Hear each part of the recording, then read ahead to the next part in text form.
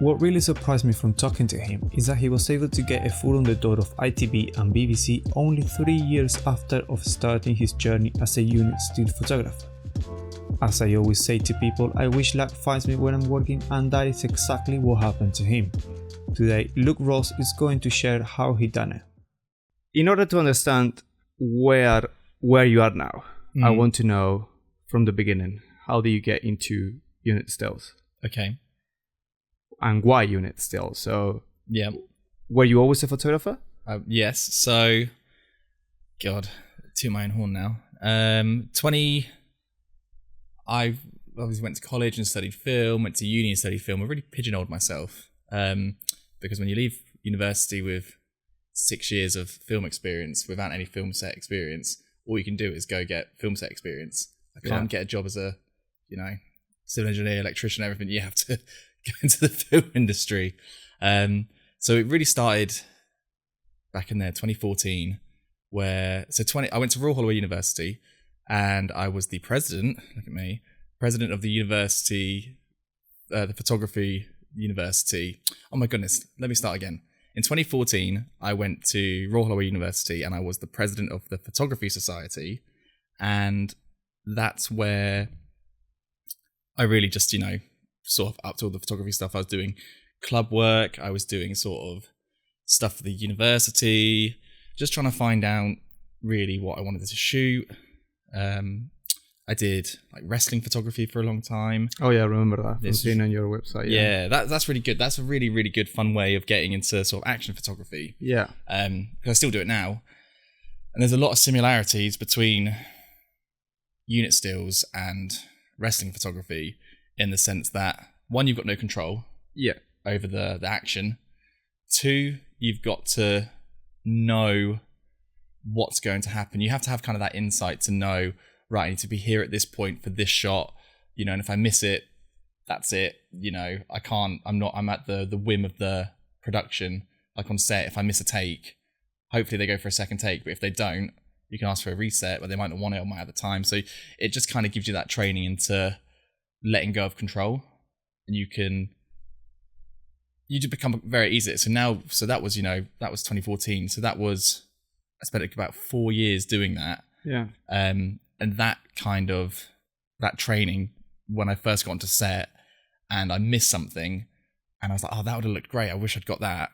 And before I had that confidence to ask for a reset and know what to do and how to conduct myself on set, that was really, I didn't have that initial reaction of, oh, bugger, I've messed that up. I was like, oh, I just didn't get it. There'll be other things. But was unit still something that you always wanted to do? Was that not always the aim, or you fall into it as discovering it? I discovered it. I had no idea, absolutely no idea it existed. I always thought that it was sort of like Empire magazine or Total Film magazine. Yeah. That you worked for them and they sent you to the set and you covered the set that way. As as an assignment sort of thing. Yeah. So I always knew this was something I wanted to do from, obviously, Christopher Nolan film. What's that bloody film called? Inception, right? Yeah. So that was one of my favorite films. Brilliant film. Inception, the Empire magazine came out and there was a shot of Christopher Nolan and Leonardo DiCaprio standing on the mountain base, and they're doing the whole, the point of that kind of stuff, and Leonardo DiCaprio is looking at him, and I always thought, who the hell takes that photo? Like, how did they get into that space to take that photo, to be on a Swiss mountain, capturing that moment of this and that? And that was just like the seed. I was like, what the hell is that? How the hell do I do that?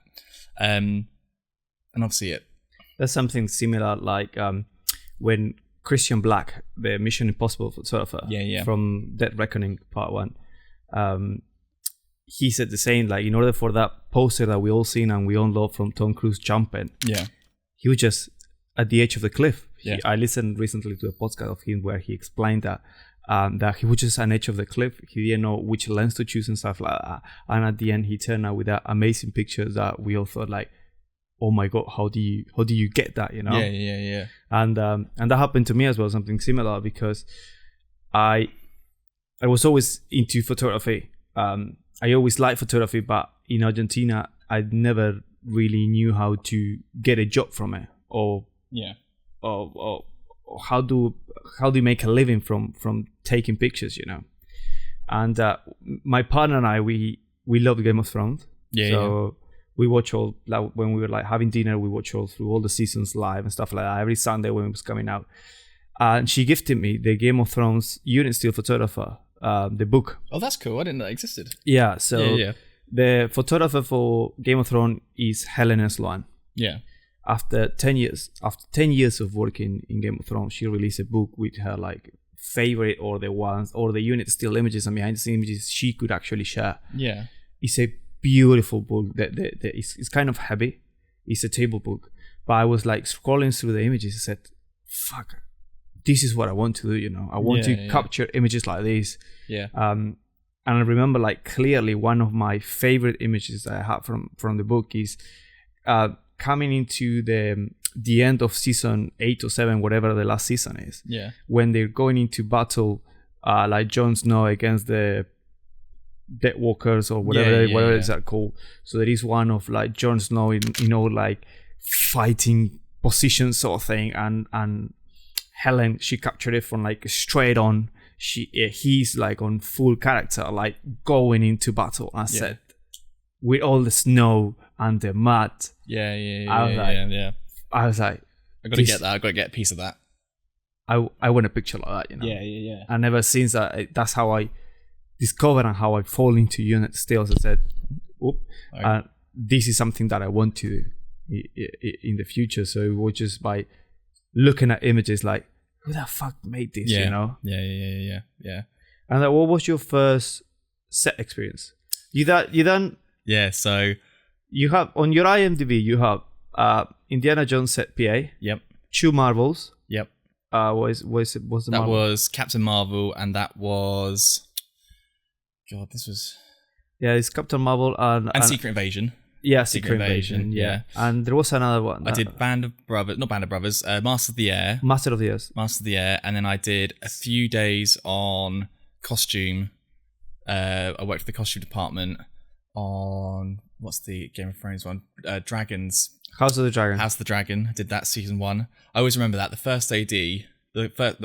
costume AD,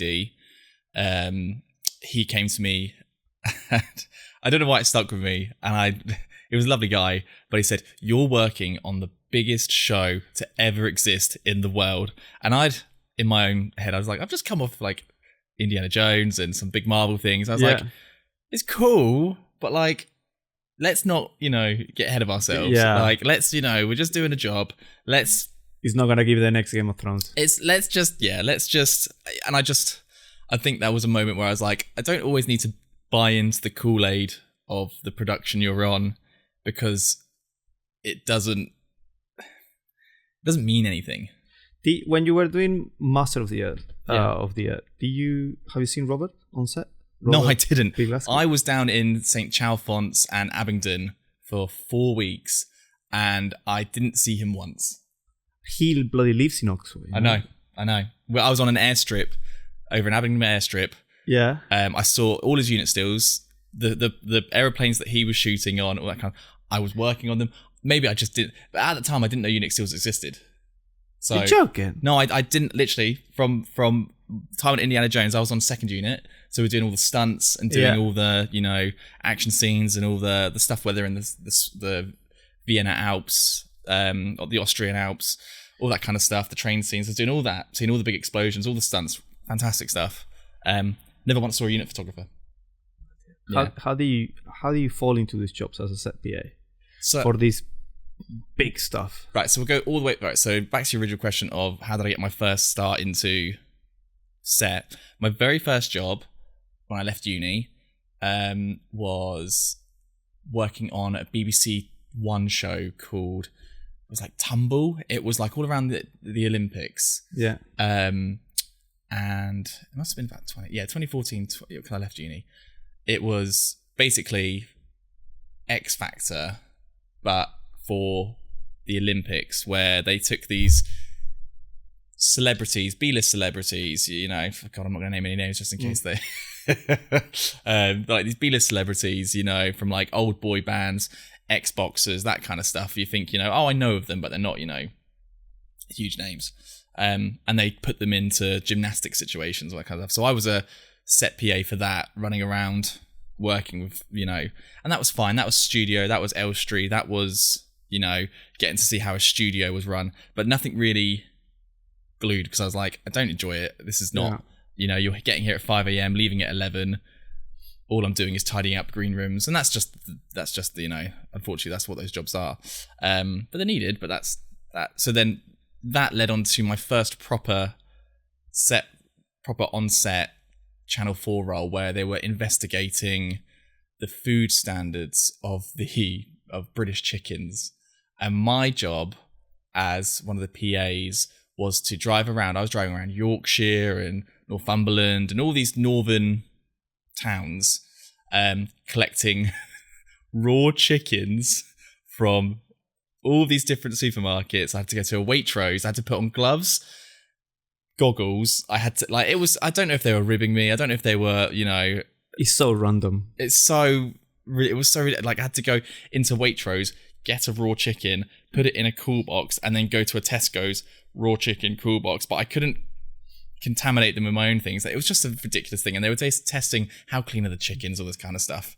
And so I worked in that realm of being a runner for Channel 4, ITV shows, that kind of stuff, the kind of stuff you put on a lunchtime. You go, oh, okay, Yeah.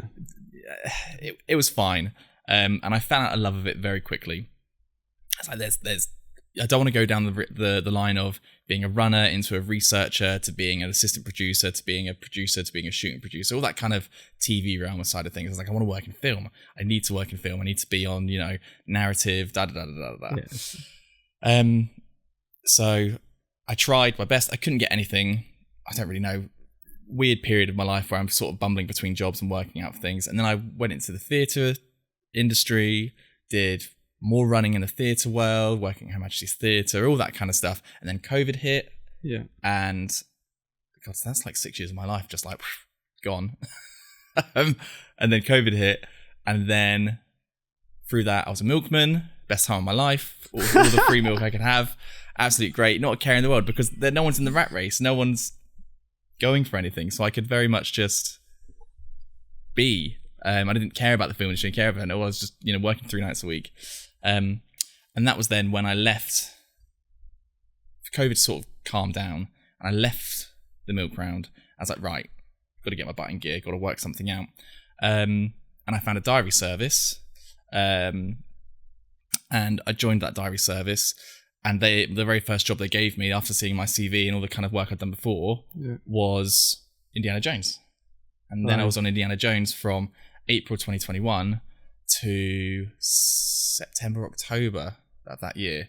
And that was all in Pinewood, all in the big stages, sound stages, all that kind of stuff.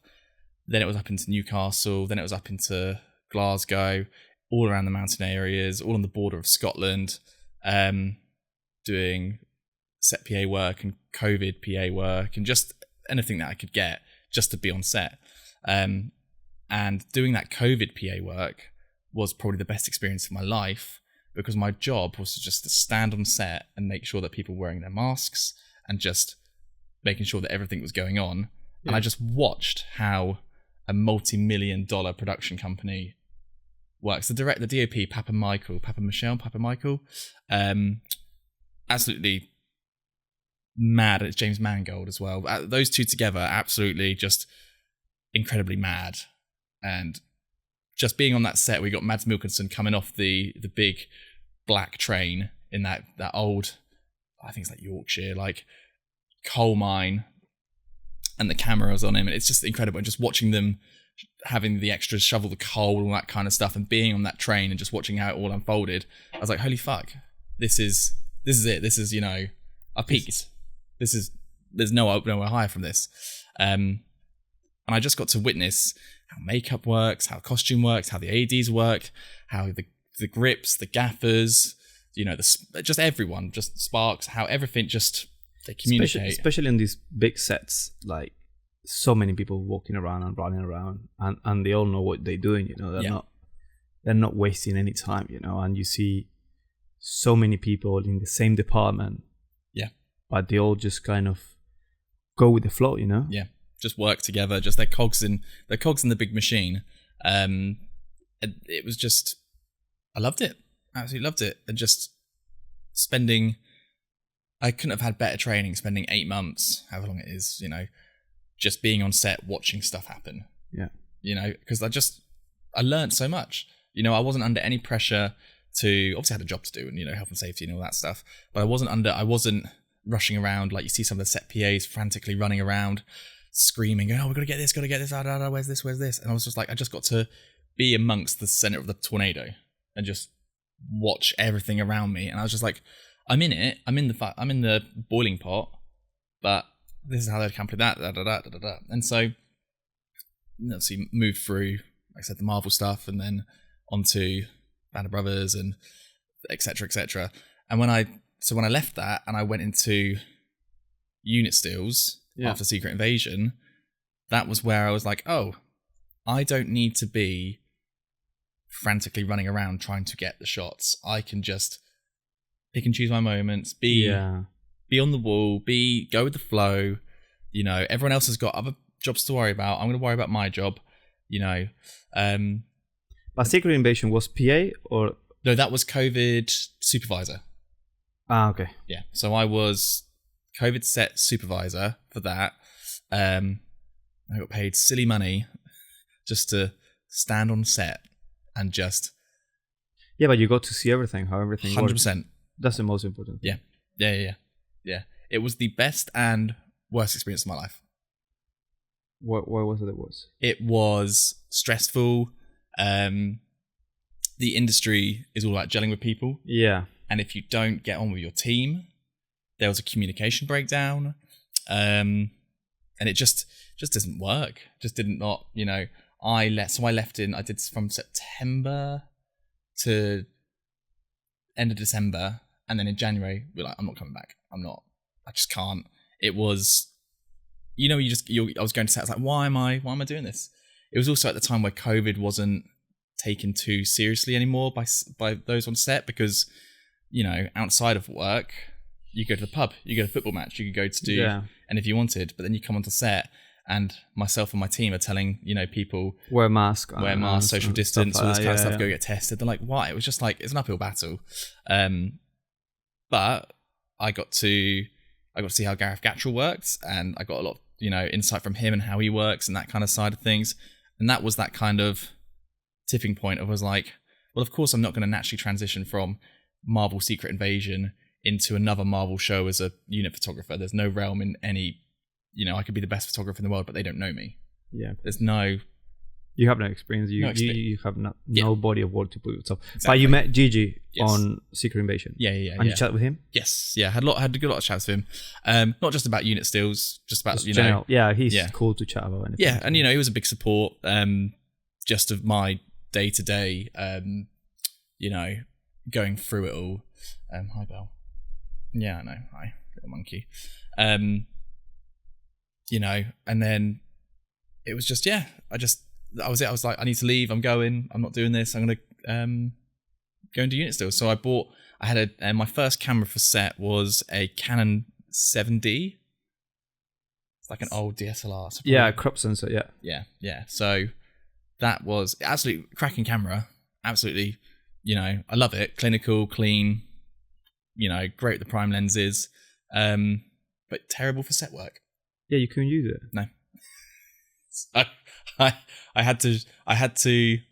The very first film I did was down in Bristol, funny enough, and I was just like, look, can I shoot you behind the scenes? Can I shoot, you know, some character portraits? I said, yeah, of course, come down. They didn't pay me anything. Yeah.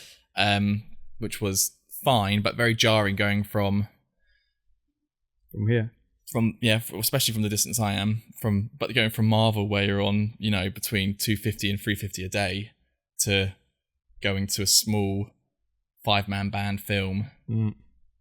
They can't even pay expenses. Yeah. You know, which is fine. It's not fine. It's. But you didn't shoot any units still with the 70. I got some, but they were terrible. They were.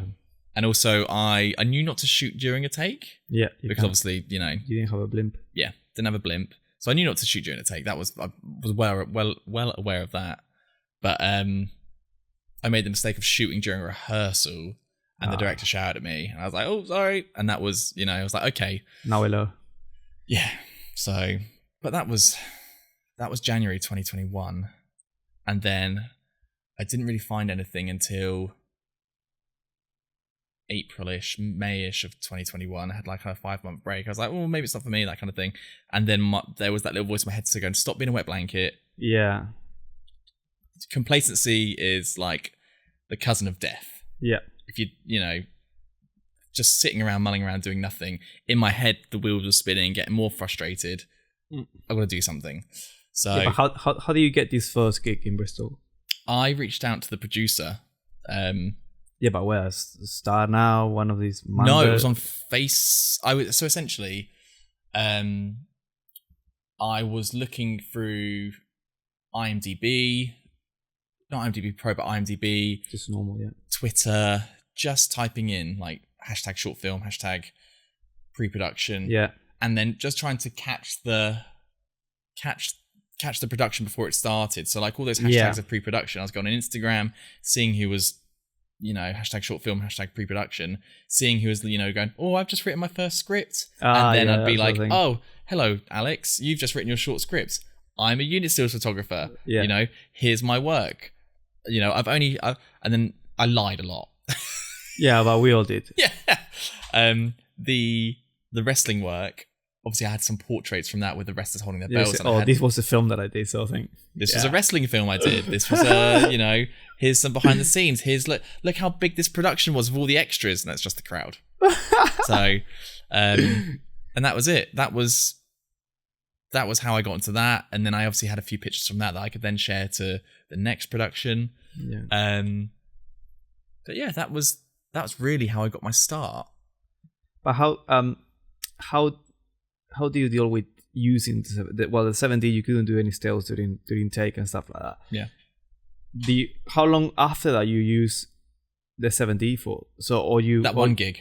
Just that one gig. Yeah, because that was part of the reason why I had such a long break, because I was like, I knew I had to spend the money. Yeah. To do it properly. But what do you get then? I got a Fuji X-T3.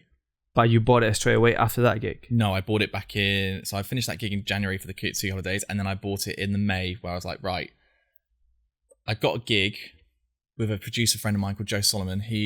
Lovely chap. I'd worked with him when I met him at the NFTS, National Film and Television School, because I studied to be a producer at the National Film and Television School during COVID.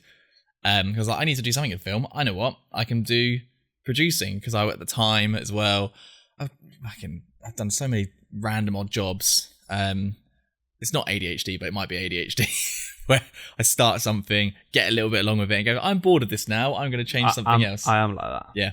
I'm like that. That's why I started this. Yeah, exactly. I needed something new to do. Yeah, exactly. Something new and shiny. Yeah. So I made a comic book series, and I was basically producing that. I was writing and producing that. And so that's how I got into the National Film and Television School, and that's how I met a load of producers. And I was very quickly like, I'm not a producer. These are producers. I should probably not be on this course.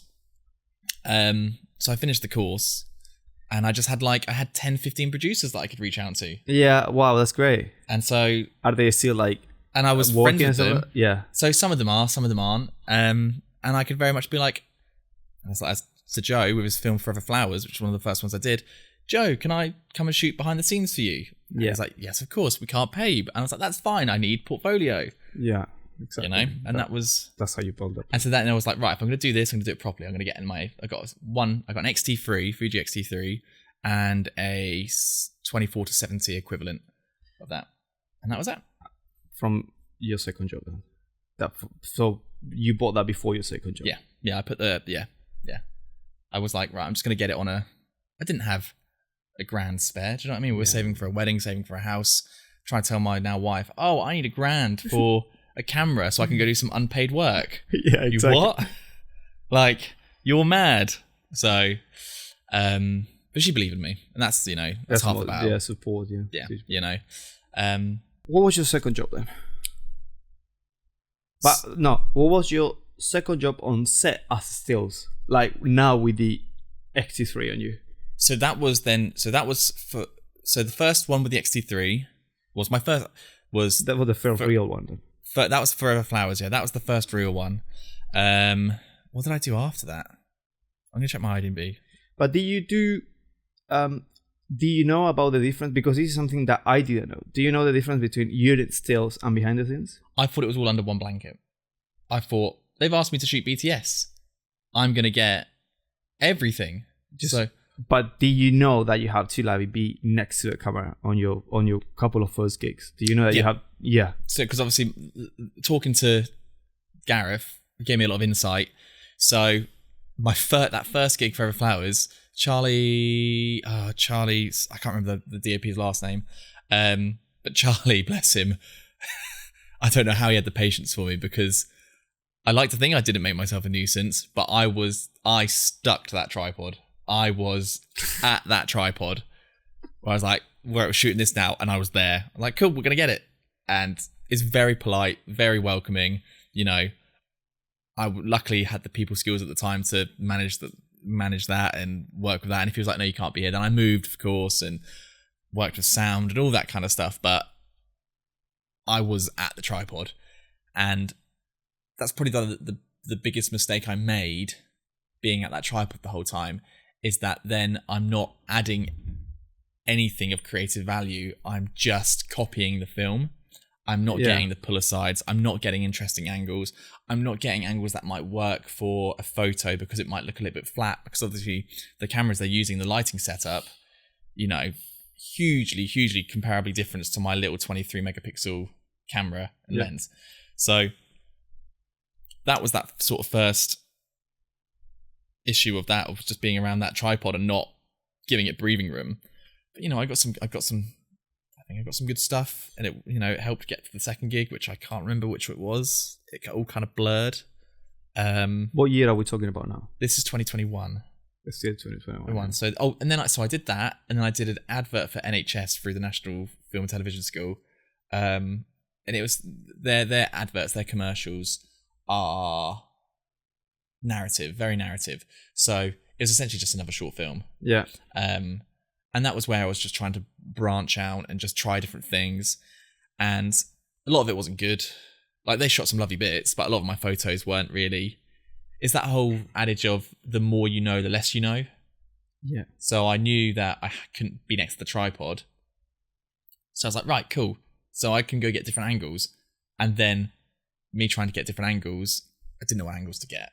You know, obviously I knew I had the two shot, and I know my compositions. I know all that kind of, the basic generalities of photography. Yeah. The general rules, but how to apply that into a film set to get a decent behind the scenes photo, to get a decent, pull aside of the actor. Bloody cats. Stuff that works. I didn't know that. And that's where, the research, and that's where getting on set more, and that's where just, Because this is the reason why I ask you that, is because my first ever film. So I traveled from Bristol to Coventry. Yeah. It was a short film during COVID. This was 2021, I think, as well. Yeah. I thought that was just BTS, Yeah. And that's what I got. One day, 500 images of just BTS. I didn't take any still. It's a lot.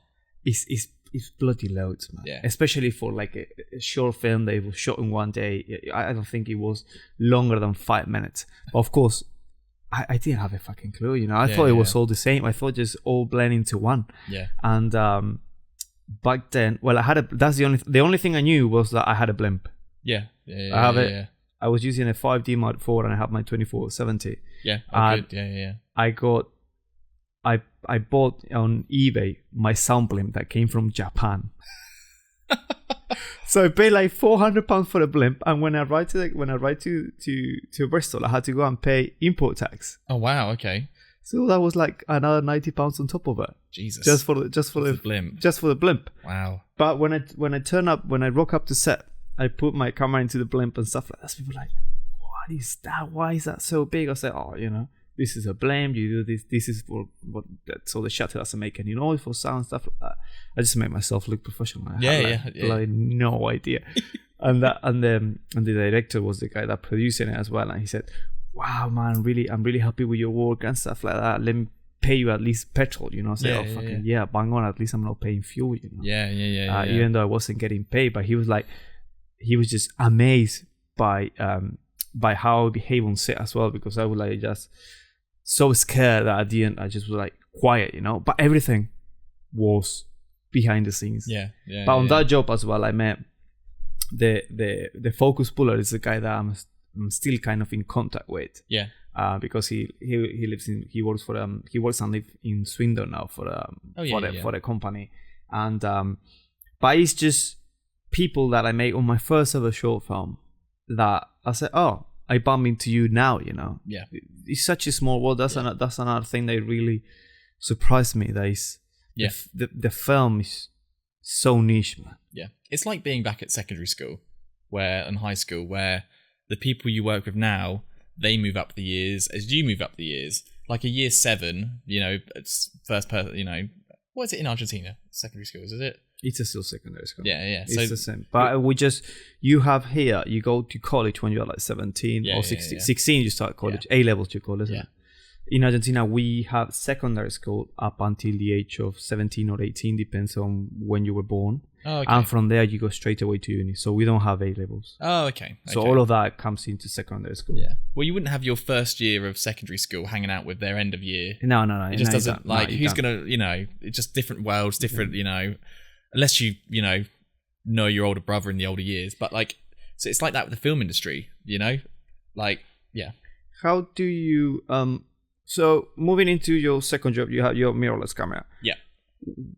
When do you start to think when do you have to start like that unit still mentality of what you needed to capture? How many jobs ahead of that you went into to have that enough experience that you said, this is what I need to get, and this is what I'm gonna get, and this is how I approach being a unit still photographer, and this is what entitles, and this is how I'm gonna apply how I'm gonna apply for these jobs.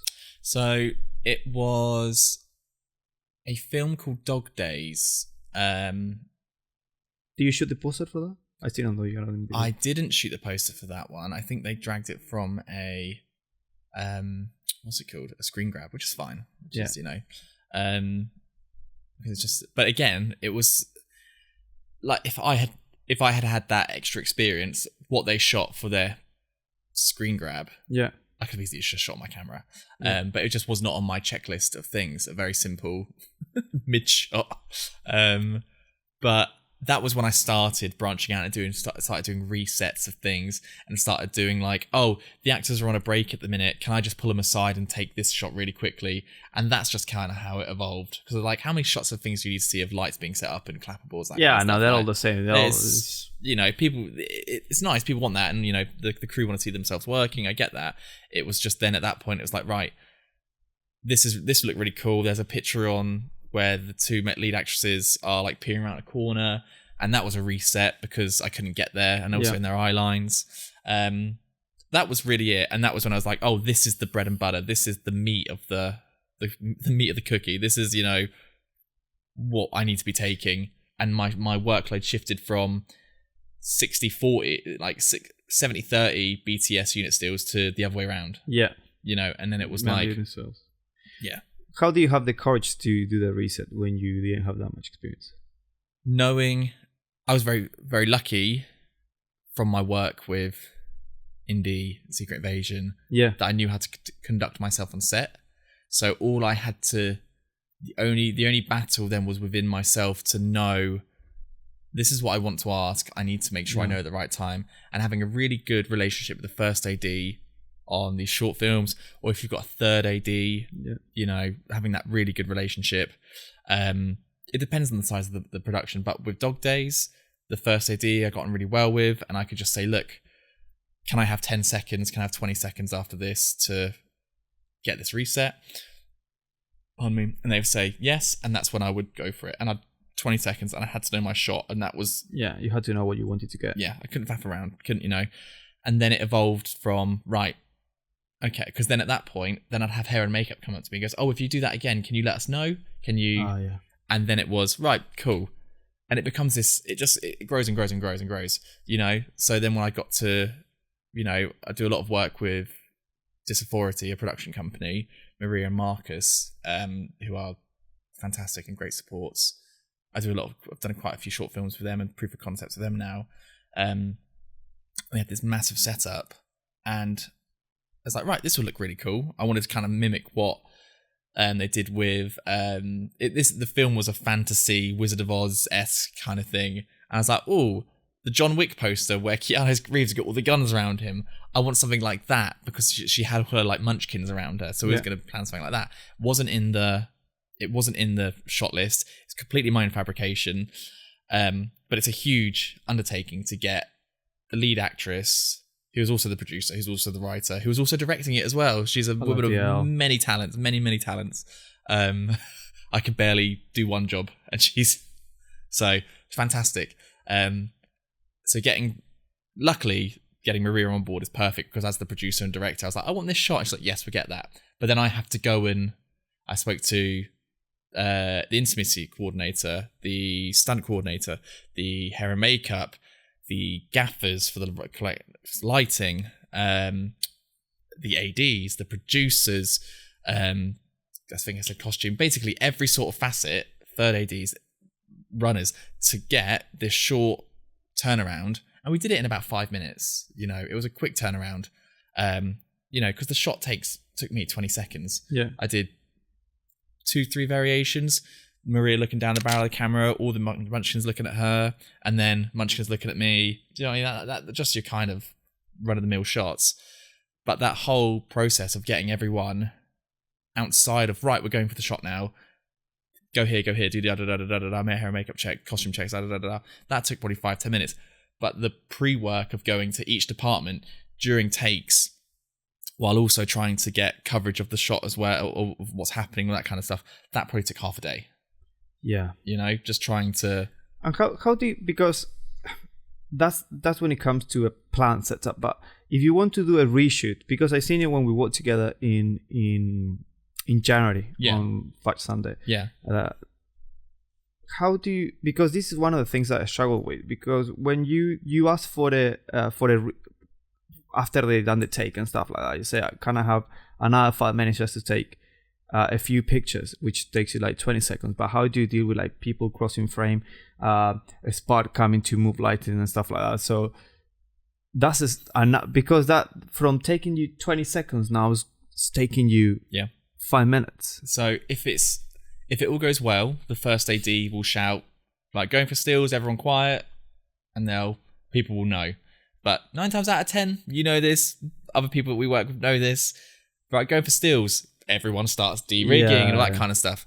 So I turn to the actors, you know, and I say, I'm just going to shout, because they're in their process of getting that thing. The last thing they need me is shouting, when I'm right at the distance between you and I, camera in their face. I go, right, I'm just going to shout.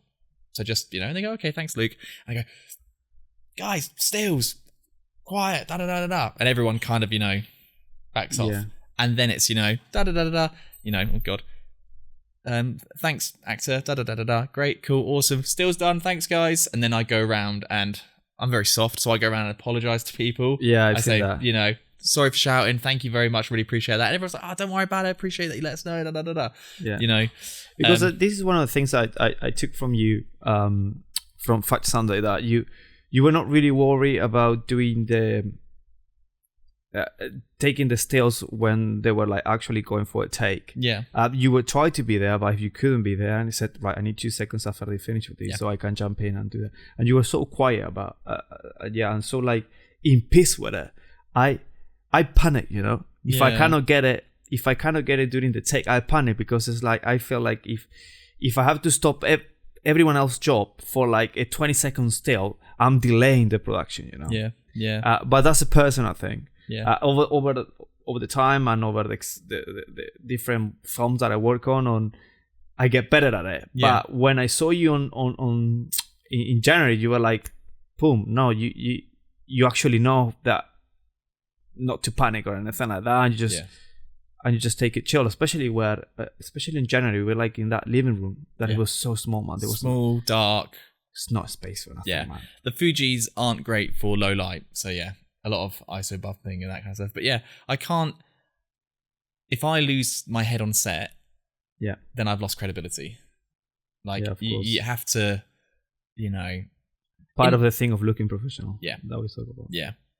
Internally, I'm going shit. I need the shot. Shit. I need the shot. But but you look so calm. I thought you had it under control. I had it under control because then I'm like, right. Well, I'm just going to ask Sarah, the first AD. Fantastic. I've only worked for that one day. Yeah. But I was like, please, I want to work with Sarah again. Sarah Lucas, I think it is. Something like that. Yeah. But I just got to say, Sarah, can I have 10 seconds? And she'd be like, sure, darling. I'm like, thank you. Or she'd be like, no, not that. And then I was like, well, do you know what? Like, there's clearly no space on set. Yeah.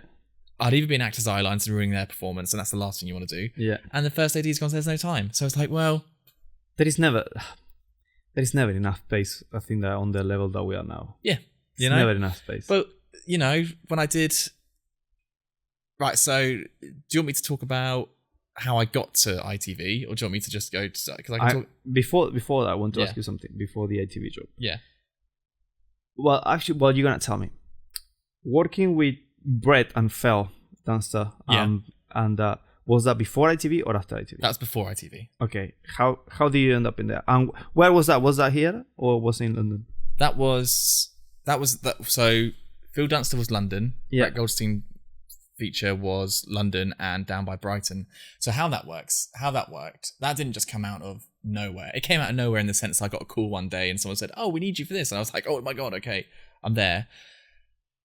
It's a lot of photographers, not a lot of photographers. I speak to photographers now. Yeah. And they're like, it's an unpaid short, it's an unpaid this, it's an unpaid that. And I go, well, look, if I got asked to do an unpaid gig now, I wouldn't say no, but I'd also weigh up who's the director, what's their work, who's the cast, is it going to bolster my portfolio? Do I want to work with them? Do I like what the production company's doing? Is that those are the questions they ask. Like any advert you see on TV, you see an advert for, like, I don't wear makeup. So I see an advert for makeup and I go, well, that's not for me. I don't stress about it. I don't go, why is that being shown to me? Why am I being asked for this? Like, it's not for me. And that's how I approach unpaid or low paid gigs, Like, don't get me wrong. I'm not, on huge. But is that mentality, is that something that you worked it out on your own? Yeah. Or you did some sort of coaching with a still photographer or something? No, that was you just work it out on your own. Yeah, because at some point you go, and this I'm getting there to the ITV and the stuff. It's like, so I worked with one of the very first ones I did after Forever Flowers was a musical called Whatever They Say with a producer called Christian Bart Gibbons. Fantastic, lovely guy. Every time we talk to him, I'm like, when you meet someone, you're like, I don't know if he feels the same, but I see him, I'm like, oh, I just love being around your presence. I think you're great. Vibe check. Yeah, I just think he's great. I just think he's great, and I just want to know more about what he's been doing. I think he's a fantastic guy. That was down in Essex. So that's about an hour, 2-hour drive for me. Unpaid. I think I got travel expenses. I can't remember. If I did, great. If I didn't, it's not a problem. And that was one day down there shooting a musical. And from that, I got some great stuff. It was really great doing a musical because I just shot horrors and all that kind of stuff. So doing a lovely musical. Yeah. From that, I worked with him, say March. I didn't really speak to him until, a year later, where he put me in contact with. So, oh my God, how did it work? Was it? I worked with him for free, and then he put me in contact with a producer who was shooting a really small short film that as well I did for free because I still need to build my portfolio. And then Sarah's production, her next production, was the Phil Dunster one. Oh no, that was it. He was producing with Phil Dunster and Sigma Films. And that was the Phil Dunster shoot. So doing that one day as unpaid work a year and a half later led to that.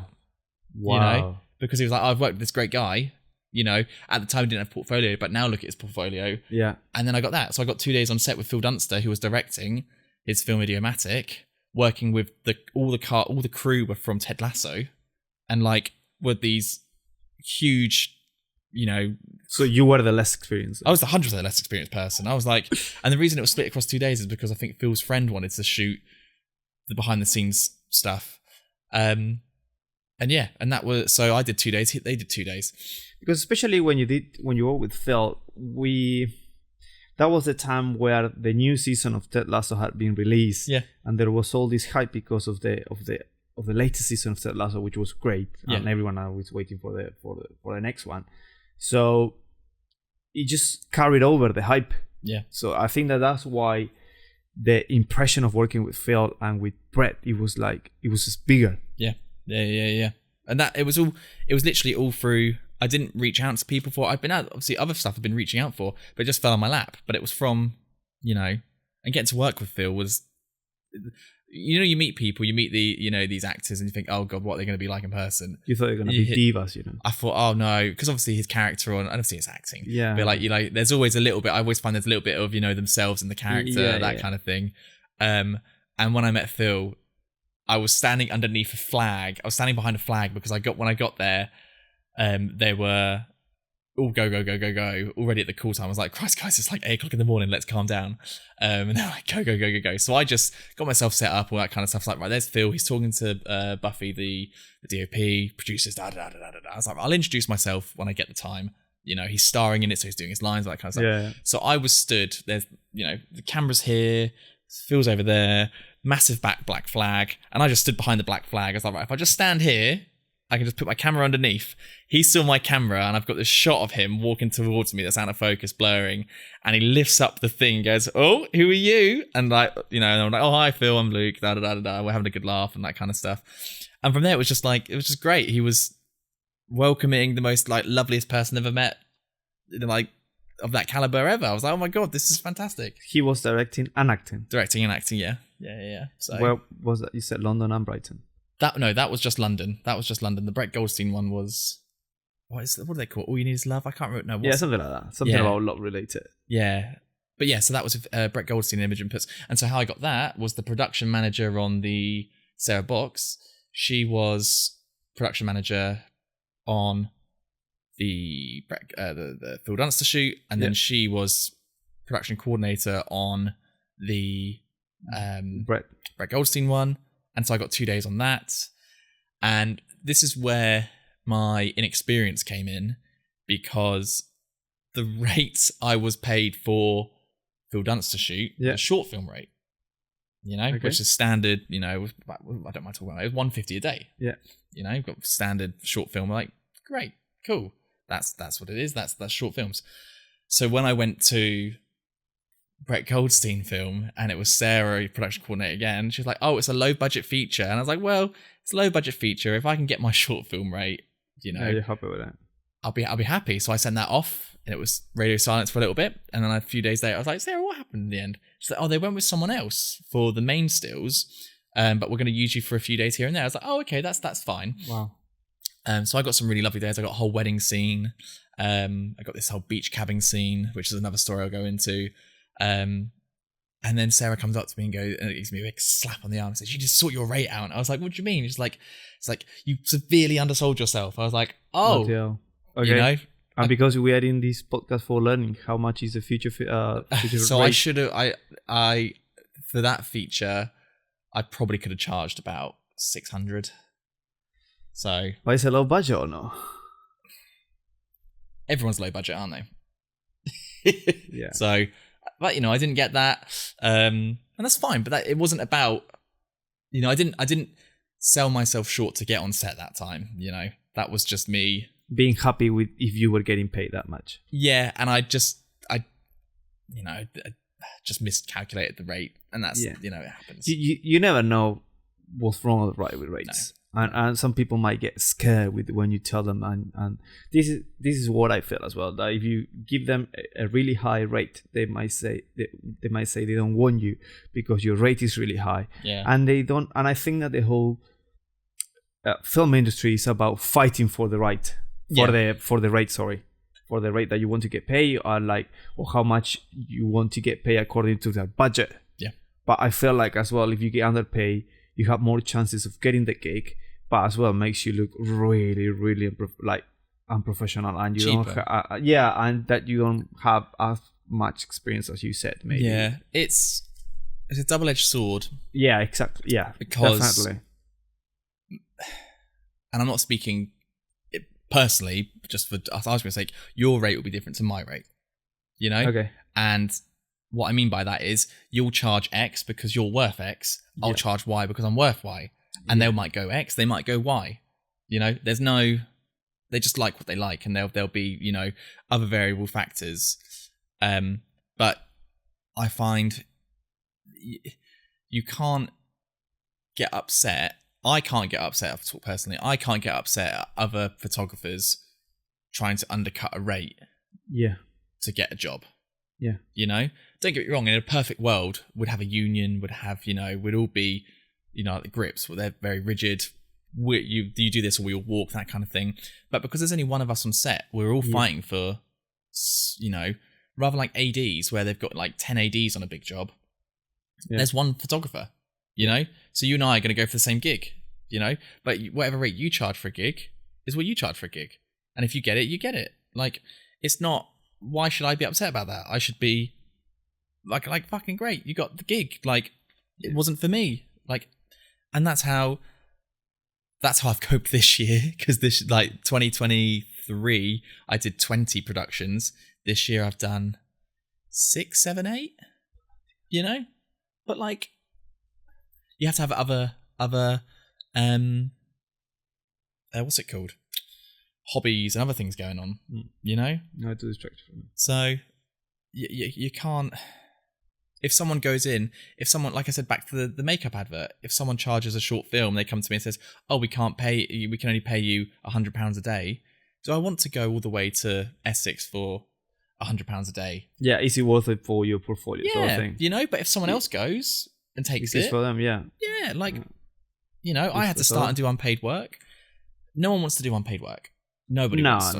No, of course. But so I think that all of that depends of what you get from it. Yeah, 100%. It depends on what you get from it. If you get a good portfolio from it, take it. If not, just let someone else do it. And so doing that unpaid work for Christian back in that, you know, down in Essex, got me Phil Dunster. Yeah. And then that Phil Dunster got me Brett Goldstein. Yeah. And then Brett Goldstein got me Danny Dyer. Okay. Because the production manager on Brett Goldstein was the production manager for Marching Powder. Yeah. And so that's how I did, you know, I was the main photographer on Marching Powder. You know, 15 days I did. Wow. Out of their 25. Yeah. Going back before we get ahead of ourselves. Yeah. The feature film, when Sarah came to you and she said to you, sort out your rates. Yeah. You only got 2 days out from that film. Brett Goldstein's film. Yeah, from Brett. And what was she expecting from you in regards of like... I could have easily tripled my rate. Yeah. You know, I could have easily gone 650. But you still got 2 days from it, which what matters is the stills that you got on that day. Do you know the other photographer? I don't. I don't know the other photographer. Could have been like... I'm gonna Google it. I'm gonna check on ITV, see what she was, and he or her, and I don't know. I don't know. Anyway, from Brett, where that let you? So what was the? So I did Brett in September of 20. Did I do Danny Dyer this year? Yeah, so it's September of 2023. Yeah. And then there's some short films that, you know, bumbling around, that kind of stuff as you do. And then January, I got the call for Marching Powder. Yeah. And then I was on Marching Powder for January, February. And so that's how I got that. And then in January...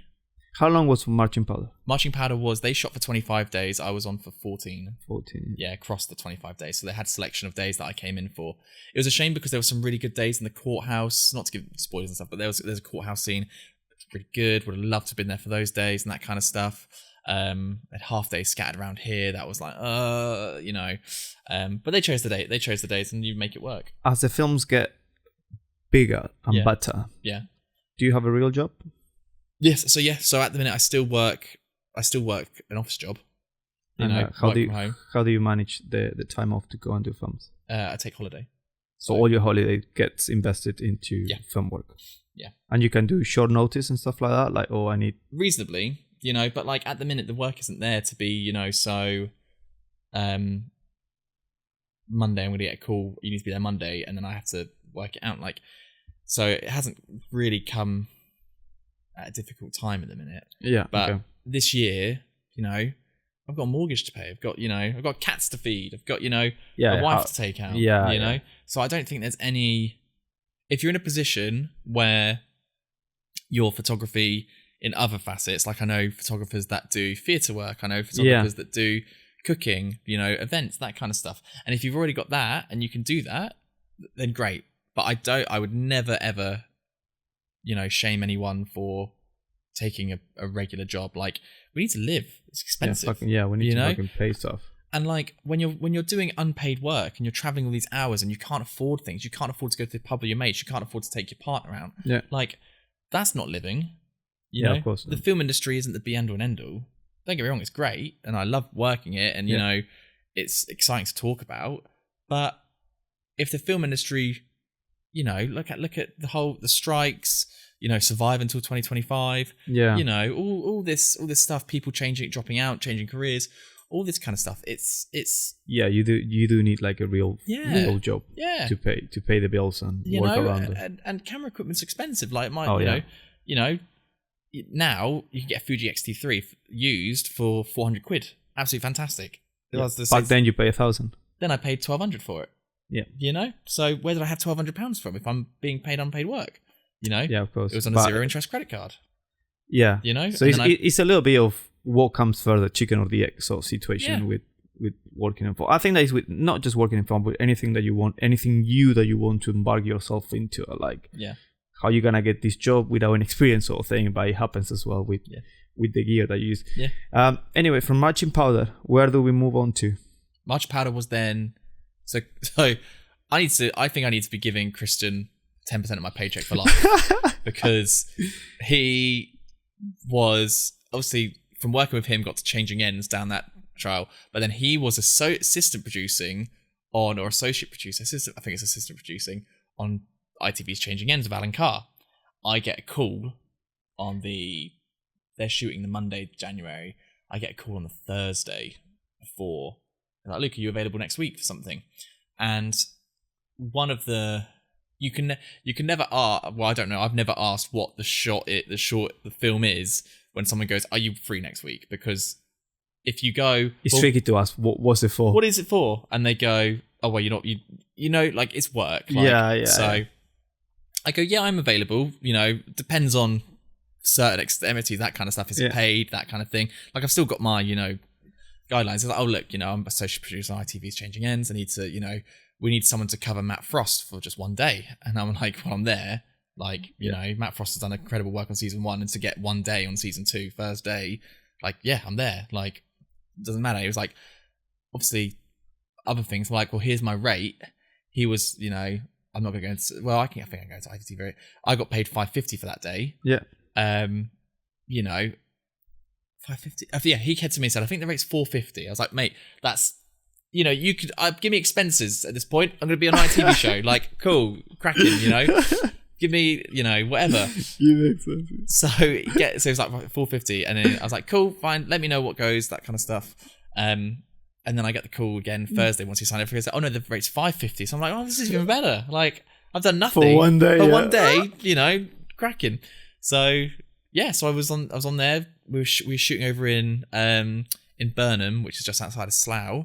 And yeah, got to. And at this point, we're talking about this year, Changing Ends? Yes, 2024. Yeah. Big February. Yeah, February. Yeah. So was just after Fudge Sunday then, because we shot Fudge Sunday at the end of January, sort of thing. And at this point, how long you know Christian for? 3 years. Bloody hell. How often do we talk? With different circles. People are in your life for different things.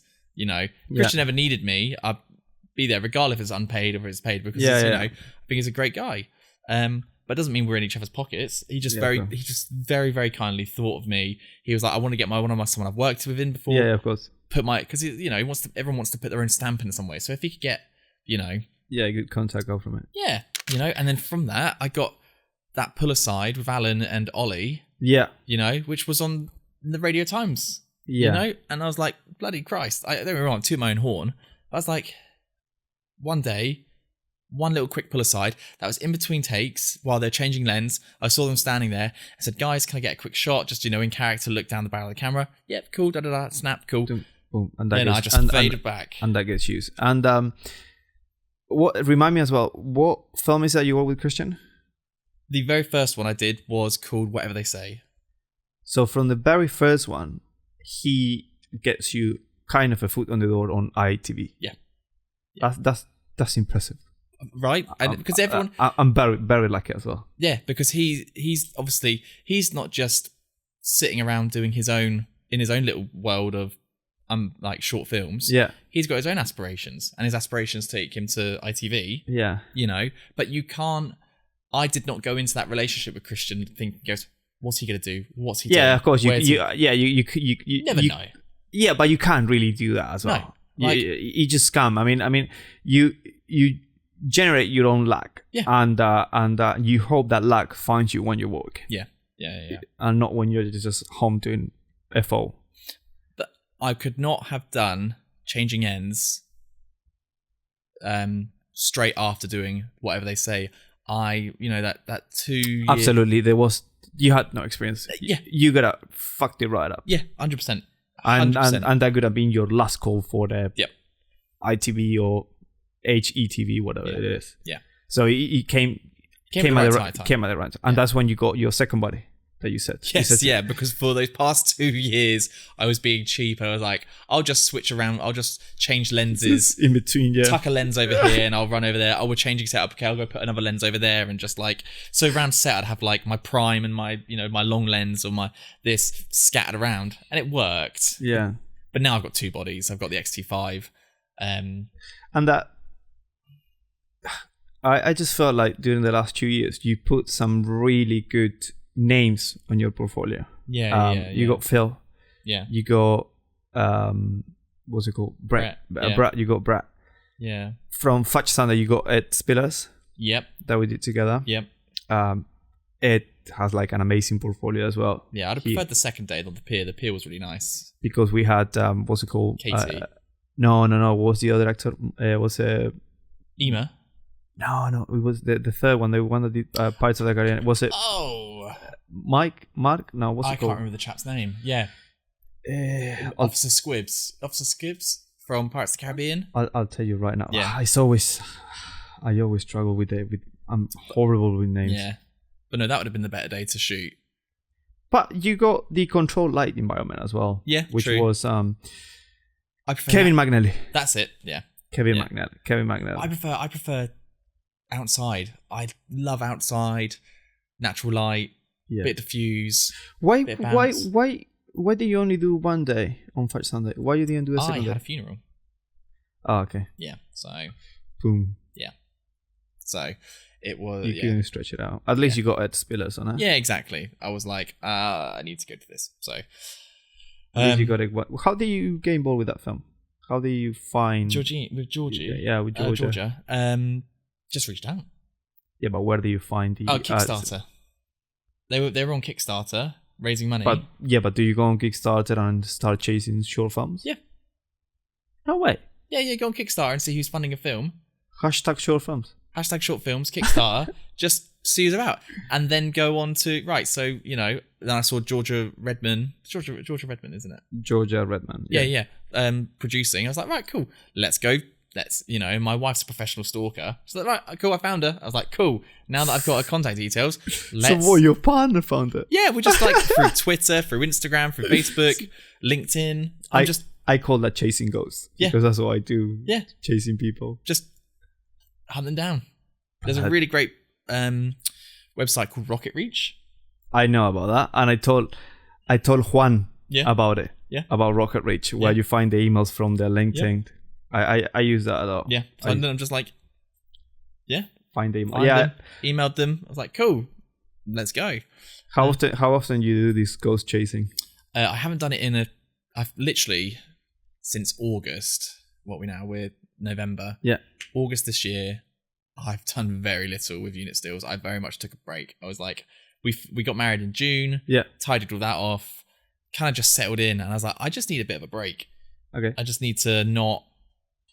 The industry's so quiet, and a lot of the stuff that's coming to my doorstep, which I'm grateful for, that's still coming to me, was unpaid. I was like, I just really don't have the energy for it. Yeah. I was just like, if you're not getting something like strong from it. Yeah, I was like, I don't need to go all the way up to Lincoln to shoot an unpaid short film. I don't need to travel down to Brighton at 6 o'clock in the morning I just, not knocking it. 3 years ago, I'd have done it. Yeah, of course, absolutely, 100%. You know? Yeah. Have you done any training for unit stills? Yes. So I did the Film Stills Academy with Nicola Dove. Oh yeah, which was good. Cost money though. Yeah, it's expensive, man. Yeah, it was about £1,200, and again, I can only afford that because I was working a day job. Yeah, of course. That's how you pay for that. Do you need it? No. Is it good for contacts? Yes, because you get in a realm of other photographers. Yeah, but we didn't meet through that. Do you know what I mean? Who, you and I? Yeah, we met through George's film. Yeah, George's film. Yeah. Do you know what I mean? Like, but it's very rare to meet other photographers on set. So yeah. Well, I wasn't doing stills. I was doing behind the scenes video. Yeah. But it's still stills photographer. Do you know what I mean? That's the dream. Yeah. That's a dream, chasing his stills rather than behind the scenes. But like that's how I met Juan, Nicola, Augustine. You know, like Catherine. You Federico. did. Oh yeah, Catherine. She did. Oh, we were speaking about Catherine because she was. Do you remember this film that Gigi was advertising on Instagram? Yes. Yeah. It was the plastic surgery one that they had the Narnia actress on it? I think so, yeah. That would have been a great gig to be involved in. I think she did really well. Yeah. And I think Catherine did that. Yeah. And you did Gigi's introduction to unit stills as well. Yes, yeah, because I just wanted to. It was at a time where things were quiet. I was like, any knowledge is good knowledge. Yeah. Did it help you to settle some things that you were doing right and change other things that you were doing wrong? Yes, it gave me what's it called?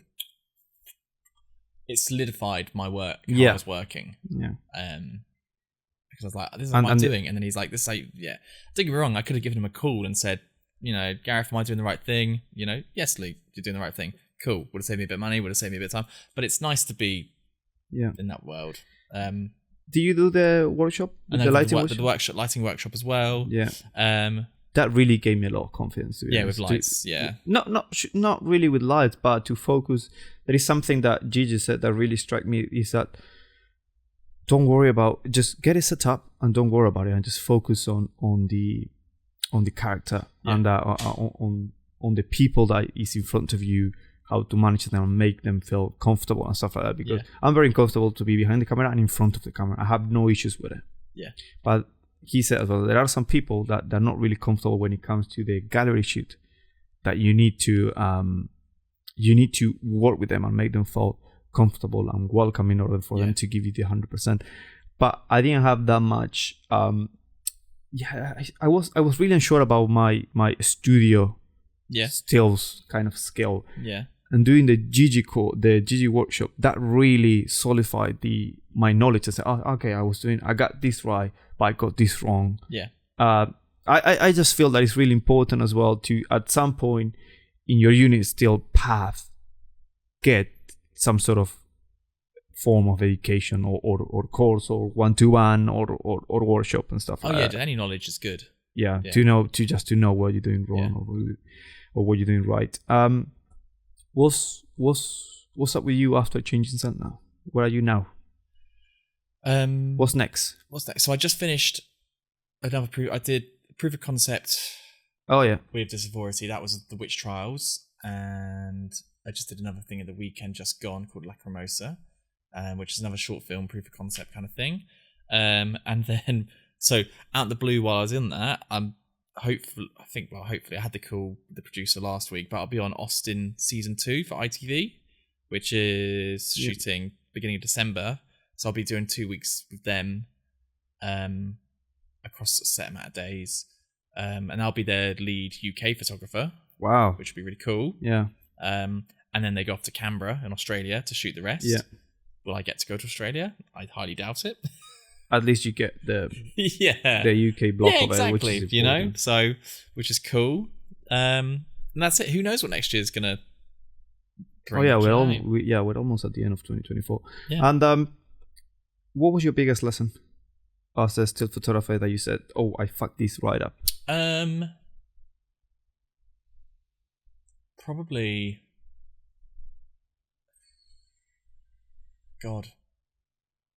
Probably turning up early on your first day and leaving late on your last day is always good. Yeah. Because the other days you can just do what you want. People don't care about the other days. People don't remember. But if you turn up late on your first day, they remember that. If you leave early on your last day, they remember that. Then, biggest mistake.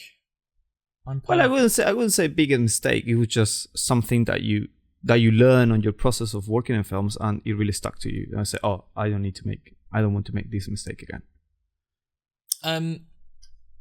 If you might not make. I'm perfect, Rigo, so I've never made mistakes. You're the perfection of unit stills. Yeah. No. 2 things come to mind. So, marching powder. I asked Danny for a quick.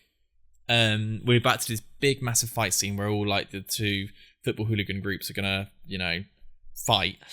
And I was like, Danny, can I just quickly jump in and get this thing of you, angry? Yeah. And he was revving himself up, and it was the wrong time to go in. And he was like, sure, of course you can, but I'm going to tell you to fuck off the whole time and shout down the camera at you. I was like, okay. I was like, cool. I'm not going to tell Danny Dyer yes, no. Yeah. And so I've just got this picture of him going, fuck. And it's a fun moment, I was shooting this picture going, what am I going to use this for? I don't know, but it's still there, it's on the website. And it's not against Danny at all. Like, he's in I just interrupted his process. Yeah. Do you know what I mean? And that wasn't even him being nasty. He's just like, I've got to he's like, he's about to kick some guy's heads in. He's revved up. Yeah, he needs to get into the mind of it. Yeah, he was the most welcoming person that I've ever worked with. Do you know what I mean? Like, absolutely, I'm glad he's having his Danny Dyer renaissance at the minute with all the work he's doing. But yeah, so there was that. And then I worked on a film, and the director shouted at me to get out, and I took it very personally because don't take it personally. I was, do you know what I mean? I just don't. No one ever needs to be shouted out on a film set. Yeah, no one. It's never. They apologise afterwards, which was, great, thank you, but it sets the tone. For the set. Yeah, like, and it just then undermines my job. Yeah, and it made it very difficult to get onto set the next couple of days. The producers were fantastic and helped sort it out, but not dwelling on it. But it's just like one of the mistakes. I took it too personally when I should have just gone, nope, Waterstock's back, move on, that kind of thing. I don't hold bad blood against it, but it's just like I needed to get over it quicker. Yeah. So yeah. What would you say to someone that wants to start as a unit still photographer? What advice would you give? Don't worry about being paid. Get a silent camera. Like I said, XT3, 400 quid. Get a third party Tamron lens for Fuji. Yeah. Or a Sigma, or whatever your budget is. Just get the cheapest stuff that you can get, because at the minute you can shoot on your phone, but you need to look professional. Yeah. So get a mirrorless camera. Get a mirrorless camera. And then just start reaching out, film schools, reaching out to,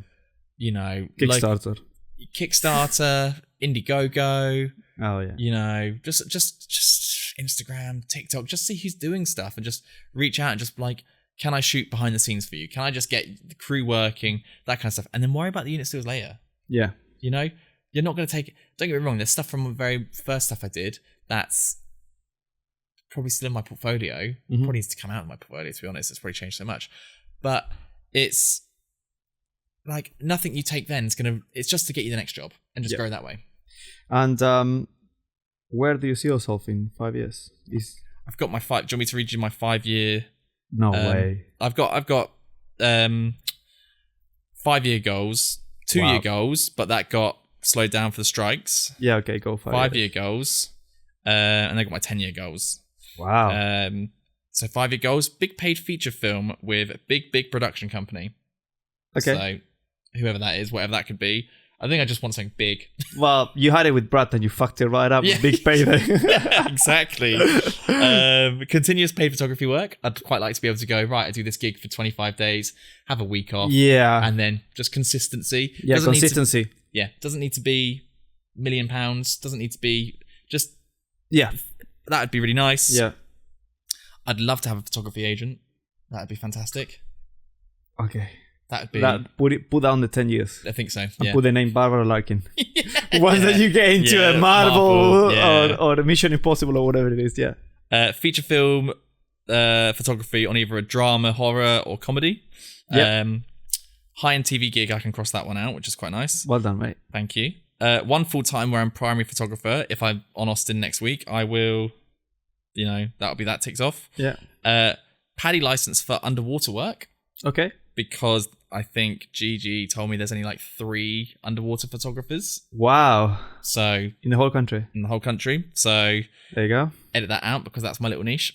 I'm joking. So yeah, my wife and I were doing our Paddy licenses in April, and then from there I'm going to build up and hopefully get my underwater photography stuff, and then a motorcycle license. Oh wow. Yeah, I've bought my motorcycle. I've got a little Honda CB125, so I can drive at 60 miles an hour. But next year I want to do my full license. But these are 2027 goals. They're by 2027. And if they don't, but how is that going to help you on film? It doesn't. It's just something. It's just like you've got to have something else. Okay, so you mix it all up. The 5 years, and you got it written down as well. Yeah. They're all on by my phone, like in a list. A lot, yeah. 10-year goals. It's like travel to Japan, go to Washington again, see work for Empire Magazine, have my work in Empire Magazine, that kind of stuff. Before they close like Total Films. Exactly. So look. Yeah. Thank you very much, mate. Is that it? Yeah, man. Whoa. You didn't ask me who my favourite photographer is. Do you have one?